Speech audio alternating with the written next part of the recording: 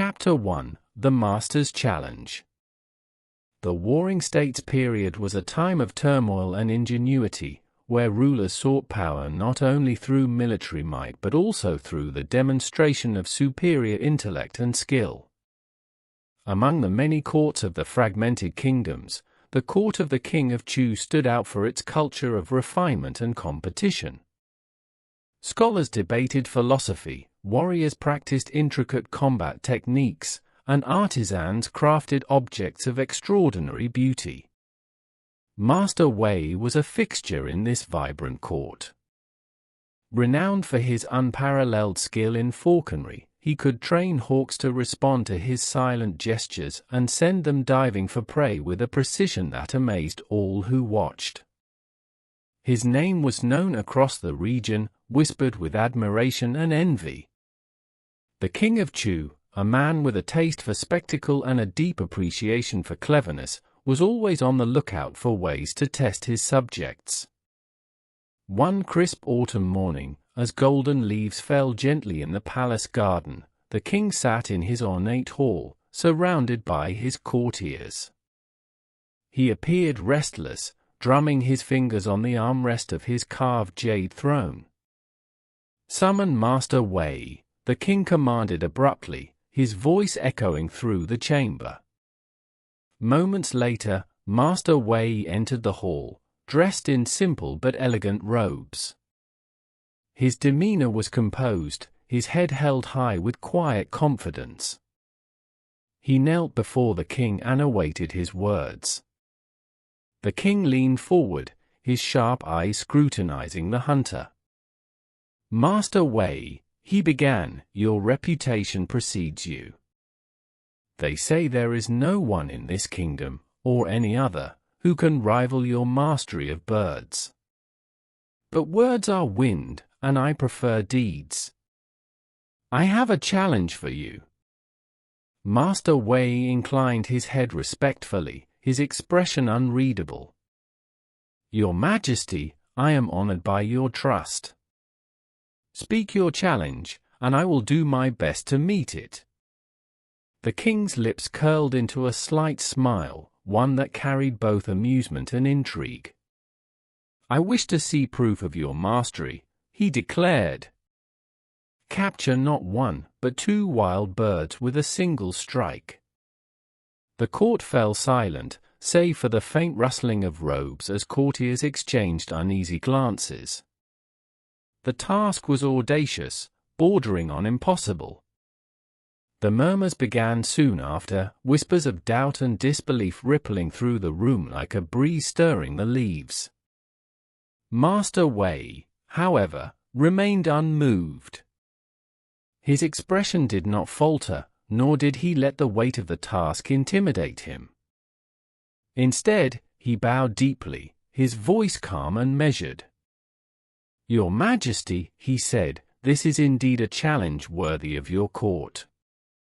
Allow me 3 days to prepare, and I will accomplish it." The king's smile widened, pleased by the hunter's unwavering confidence. "Very well," he said, his voice tinged with approval. 3 days you shall have. Do not fail me, Master Wei." As the courtiers watched, some in awe and others in skepticism, Master Wei rose and exited the hall.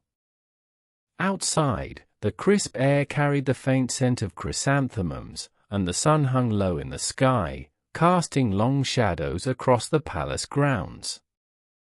As he walked through the winding corridors of the court, Wei's mind was already at work, piecing together the elements of his plan.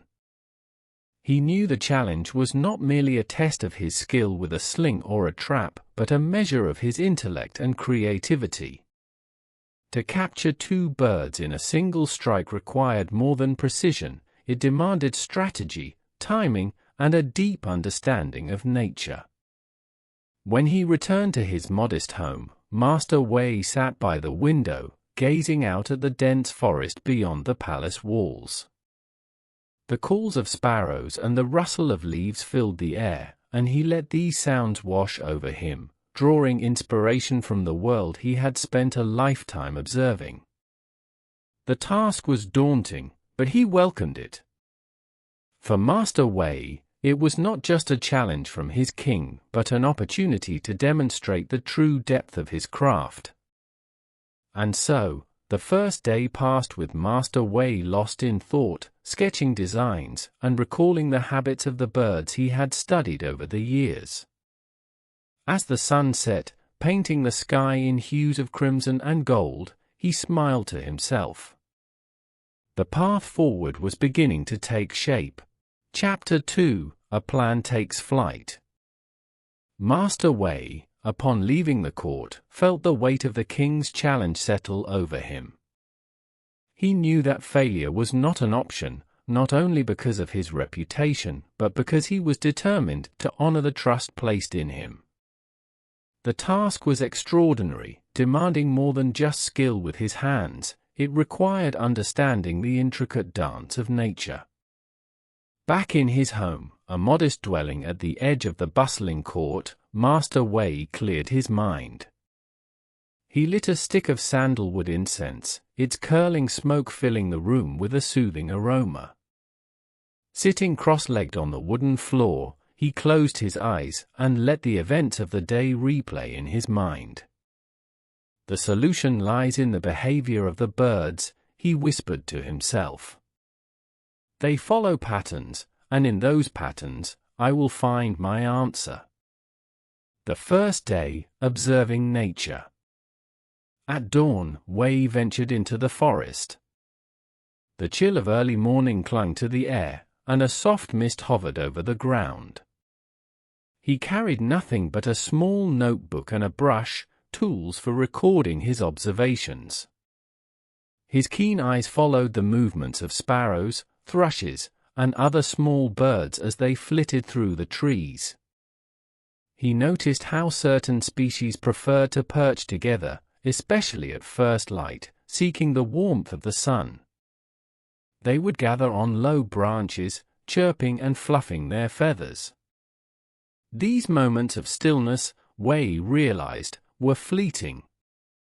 The birds would quickly scatter at the slightest disturbance. Later in the day, he studied their flight patterns. The birds moved with startling speed, their arcs seemingly random but ultimately purposeful. Wei jotted down notes, sketching their trajectories and estimating the timing needed for a successful strike. That evening, as the sun dipped below the horizon, Wei returned home with a clearer vision. He knew his solution would require both precision and ingenuity, two traits he had cultivated throughout his life. The second day, crafting the tool. The next morning, Wei began working on a specialized tool that would allow him to execute the impossible. He recalled an old hunting technique he had learned in his youth, where stones were hurled in a spinning motion to cover a wider area. This principle, he decided, would form the foundation of his design.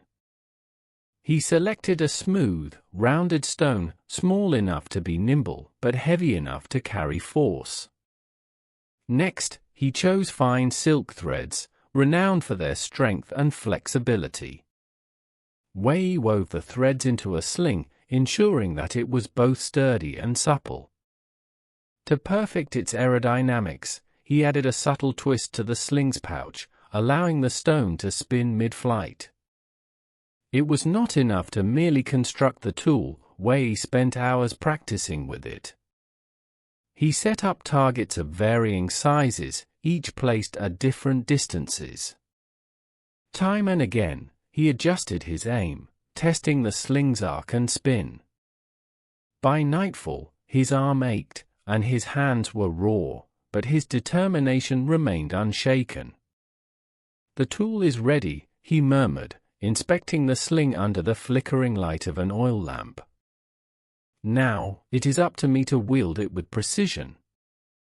The third day, the strike. On the third day, long before dawn, Wei set out into the forest. The world was still and silent, the stars above fading as the horizon began to glow with the first hints of daylight. He carried the sling, a small net, and his unwavering resolve. Finding a suitable spot took time. He needed a branch low enough to reach with his sling, but far enough from human activity to ensure the birds would not be startled. Finally, he came across an ideal clearing. A gnarled tree stood at its center, its branches extending like the arms of an ancient sentinel. Wei crouched behind a thicket, his breathing slow and steady. As the first rays of the sun broke through the trees, 2 sparrows fluttered onto a branch. They chirped softly, their small bodies illuminated by the golden light. This was the moment he had prepared for. With practiced ease, Wei loaded the stone into his sling and adjusted his grip. He focused not on the birds themselves, but on the branch they perched upon, a single strike to dislodge them both. With a flick of his wrist, the stone flew through the air. It spun as it traveled, its trajectory a perfect arc. The sound of the stone striking the branch was sharp but brief. Both sparrows, startled, fluttered momentarily before falling into the net Wei had placed beneath the tree. He moved swiftly, gathering the net and ensuring the birds were unharmed. Holding the net in his hands, he felt a surge of triumph, not just for completing the task, but for the meticulous effort that had led to this moment.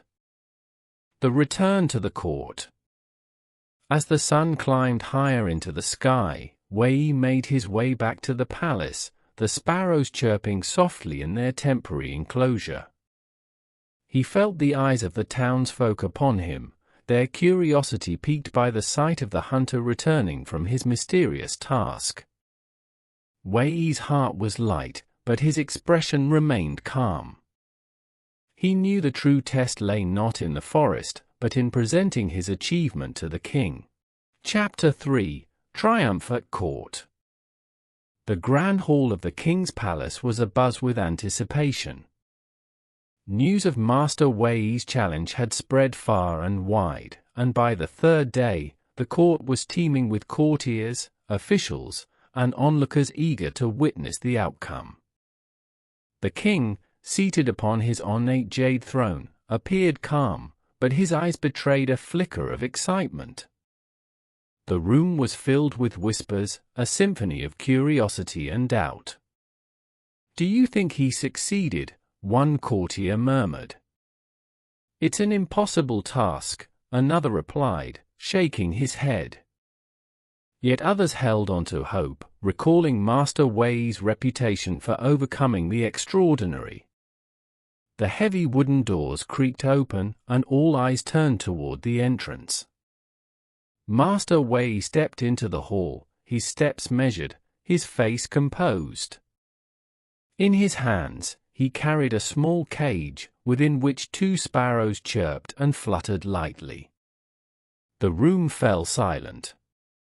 As he approached the throne, Master Wei knelt and placed the cage gently at the king's feet. "Your Majesty," he said, his voice steady but humble, "as you commanded, I present to you 2 wild birds, captured in a single strike." For a moment, there was only silence as the king leaned forward to inspect the birds. Then, a murmur rippled through the court, growing into a crescendo of astonished exclamations. "Incredible! How did he manage this?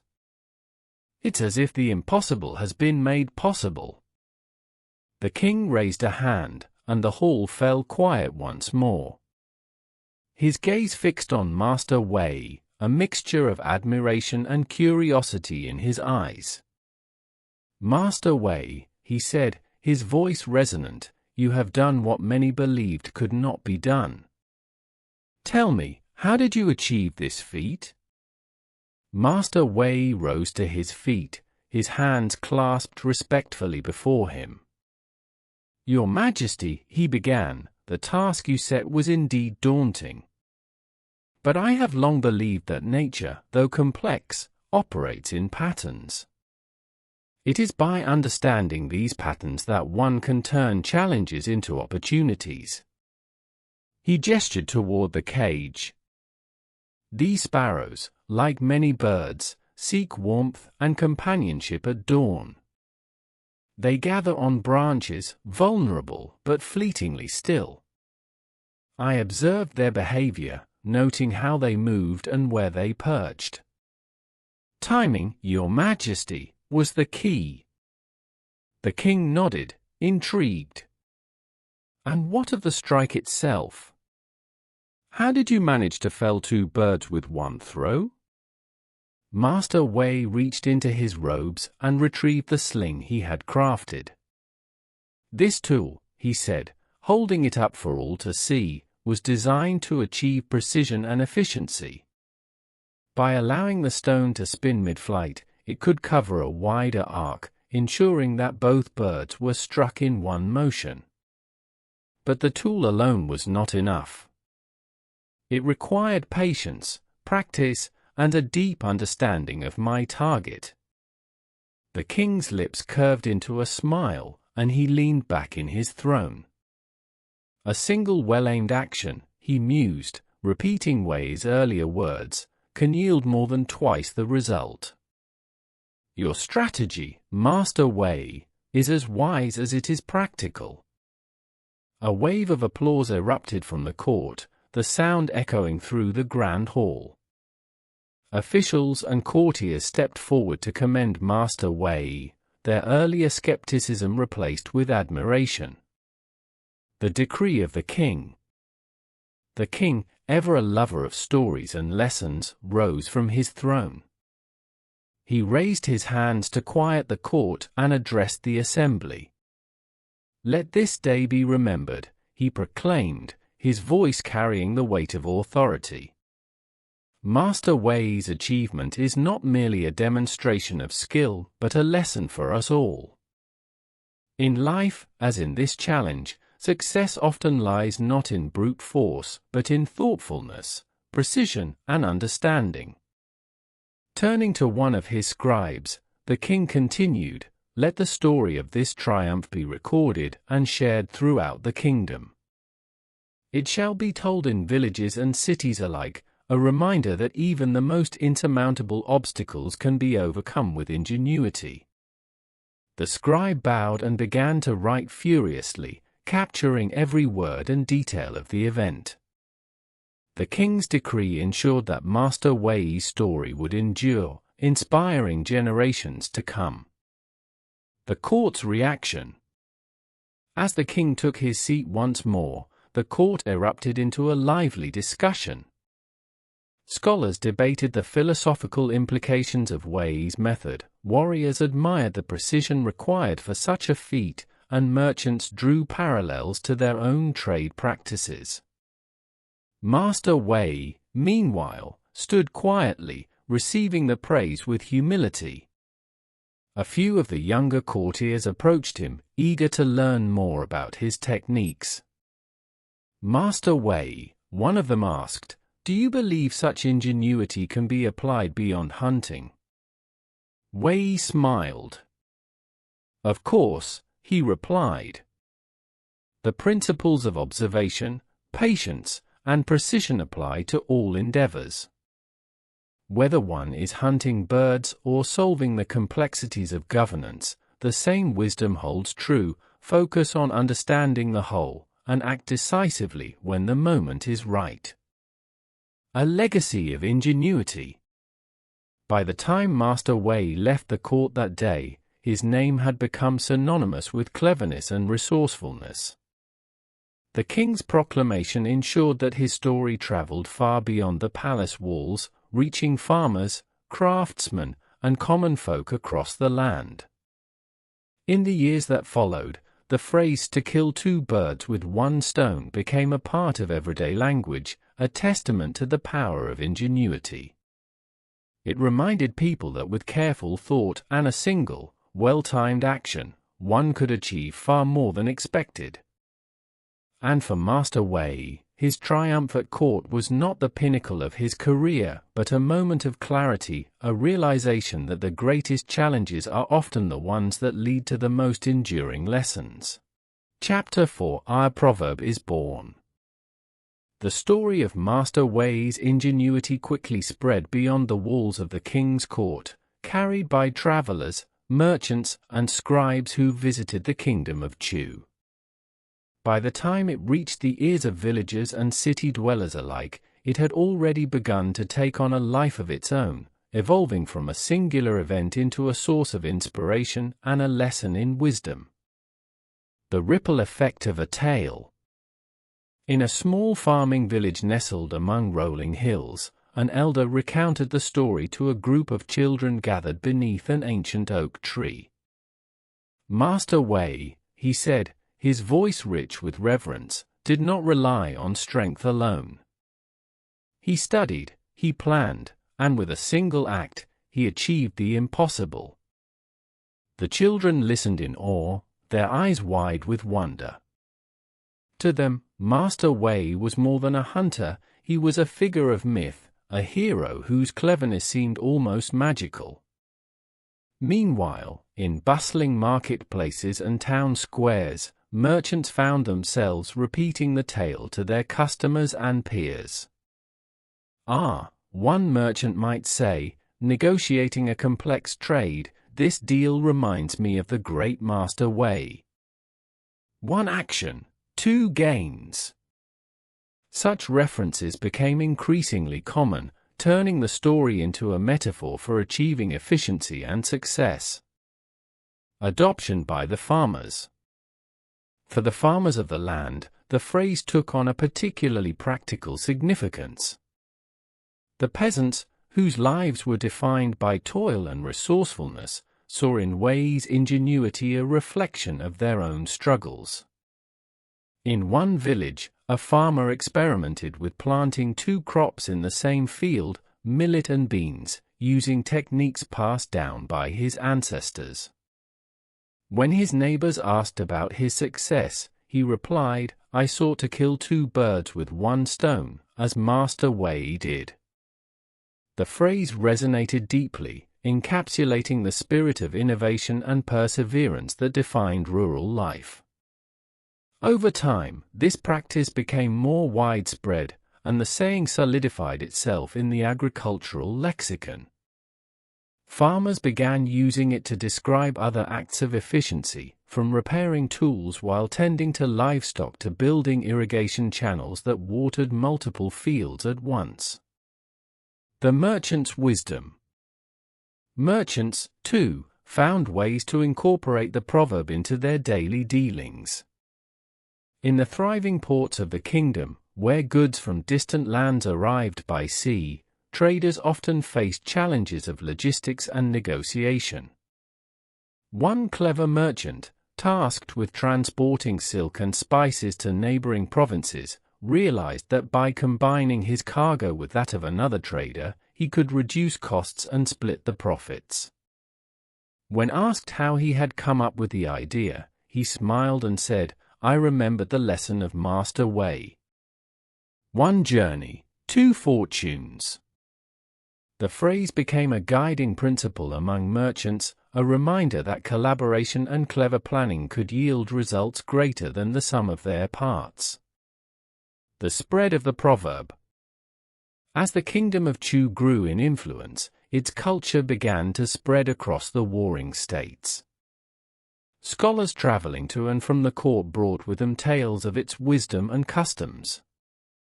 Among these tales was the story of Master Wei, now distilled into a simple yet profound saying, "Kill two birds with one stone." In academies and philosophical debates, the phrase became a subject of discussion. Confucian scholars interpreted it as a lesson in harmonious action, aligning one's efforts with nature to achieve balance. Daoist thinkers admired its simplicity, seeing it as a reflection of the interconnectedness of all things. Even military strategists adopted the proverb, using it to describe maneuvers that achieved multiple objectives with a single action. A general, for example, might devise a plan to defeat an enemy force while simultaneously securing a strategic stronghold. Like the great Master Wei, they would say, "We aim to strike once and reap twice." A cultural legacy. Over generations, the story and the proverb became so deeply ingrained in the fabric of society that their origins were almost forgotten. Kill two birds with one stone transcended its literal meaning, becoming a symbol of clever problem-solving and maximizing outcomes. It was used by parents to teach their children the value of thinking creatively in the face of challenges.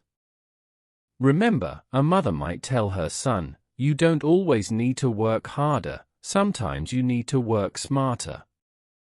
Like Master Wei, educators incorporated the proverb into their lessons, encouraging students to find elegant solutions to complex problems. Writers and poets wove it into their works, using it as a metaphor for ingenuity and efficiency. The proverb across borders. As the centuries passed and the kingdoms of ancient China unified, the proverb traveled beyond its place of origin. Through trade routes like the Silk Road, it reached distant lands, carried by merchants and explorers who shared tales of Chinese wisdom. In each new culture it touched, the saying adapted to local contexts while retaining its core meaning. In the Mediterranean, traders used it to describe efficient navigation and bartering. In Persia, poets wove it into their verses, likening it to the art of hitting multiple notes in a single stroke of the lute.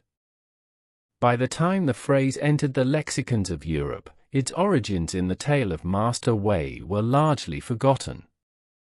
Yet the spirit of the proverb remained intact, continuing to inspire those who heard it.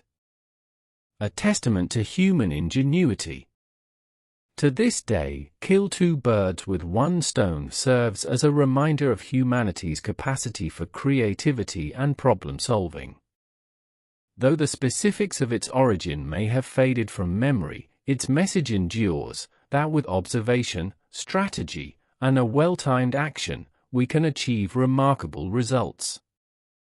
Master Wei's story, though ancient, remains timeless, a testament to the power of ingenuity and the enduring impact of a simple yet profound idea.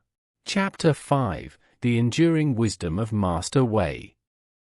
As the proverb "kill two birds with one stone" continued to echo across time and geography, its essence became a touchstone for generations facing the complexities of life. Master Wei's ingenious act in the forest transformed from a story of skill into a cultural parable, teaching lessons about innovation, resourcefulness, and efficiency that resonated far beyond his own era. A world transformed by a simple idea. Centuries after Master Wei's triumph, the world had changed in ways he could never have imagined. Empires rose and fell, technologies advanced, and societies became interconnected. Yet, through all these transformations, his lesson endured. In bustling cities where inventors and scientists sought solutions to humanity's greatest challenges, the proverb inspired breakthroughs. Engineers designing aqueducts and bridges adopted its philosophy, seeking methods that maximized utility while minimizing effort. A single structure might carry water to multiple towns or support both commerce and defense. Like Master Wei, they would say, "We achieve much with little." In fields of innovation, the spirit of the proverb guided visionaries. Leonardo da Vinci, inspired by similar principles, sketched machines that combined multiple functions, precursors to modern tools and devices. Centuries later, industrialists like Henry Ford streamlined manufacturing processes, embodying the same ethos, efficiency born from clever design. The proverb in leadership and governance. Statesmen and leaders, too, found wisdom in the story of Master Wei. The idea of achieving multiple objectives with a single action became a cornerstone of strategic thinking. Treaties and alliances were forged not only to end wars, but to foster trade and cultural exchange, enriching nations on multiple fronts. One such instance occurred during the 18th century when a European monarch, facing both internal unrest and external threats, implemented sweeping reforms that modernized governance while simultaneously appeasing the populace. Reflecting on his success, he attributed it to the wisdom of efficiency, noting that he had learned of the proverb through scholars who admired Eastern philosophy. Even in modern times, the phrase resonates in politics and diplomacy. Leaders often seek policies that address economic growth, environmental sustainability, and social equity in one cohesive strategy, embodying the timeless lesson that one action can indeed yield manifold benefits. Everyday applications. For ordinary people, the proverb became a guiding principle in their daily lives. A craftsman repairing a tool might use the opportunity to improve its design, ensuring greater durability. A teacher might craft a single lesson that addressed multiple areas of learning, teaching both practical skills and ethical values. In families, parents continued to pass down the saying to their children. Think like Master Wei, a father might advise his daughter as she faced a challenge. Look for the solution that achieves more than what's expected. The phrase also found its way into the arts, inspiring poets and writers to weave its wisdom into their works. In Japan, haiku poets captured its essence in succinct verses, while in Europe, playwrights and novelists used it as a motif in their narratives. The philosophical underpinnings. Beyond its practical applications, the proverb carried a deeper philosophical message. At its heart was the idea of harmony, of aligning one's actions with a natural order to achieve outcomes that were both effective and elegant.